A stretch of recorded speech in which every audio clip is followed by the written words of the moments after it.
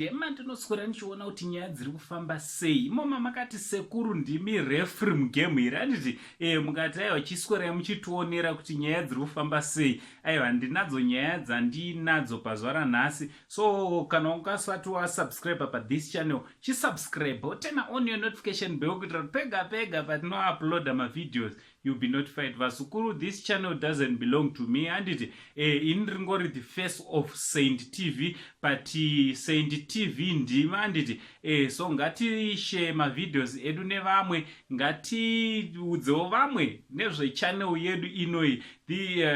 Hatina anonzi mafans, asi we are a family, handiti so ndichitoti maswera sei kwese kwamuri vazukuru vasekuru Saint, makasununguka kunge muri munotinyoridzira runhare, handiti muchipawo masuggestions enyu kuti tinge tiri tinoziva kuti munodei panhamba dziri panapa. Also nekuda kana muchida kuadvertisa zvamunoda kuadvertisa paSaint TV munofona panhamba idzodzi. Right, Passion Java, mukoma wake anonzi Simbarashe Java, ndofunga munomuziva zhinji, akambotrenda pasocial media achitaura zvakawanda pamusoro paPassion Java, nyaya yekuromba nekudidi. Hatidi kudzokera ikoko.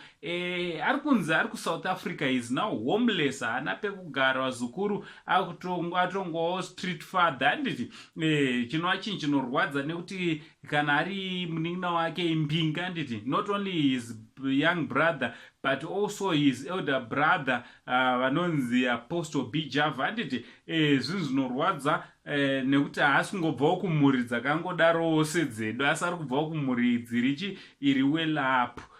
Tisinganatsoziva kuti ichokwadi here chanyorwa nemukomana handiti asi Simba arova tomuziva kuti kana ane data ndaupota achibudikira. So ameno Simba, kana uchiona video dzisiri chokwadi, wakasununguka kuti unge uri unomboita wakaka live timbokuona uchiratidzirawo flomboyant hwako, handiti asi kana chiri chokwadi handizoti uchabatsirwa nani nekuti paya wakambobatsirwa naBoss G, handiti may his soul continue resting in peace.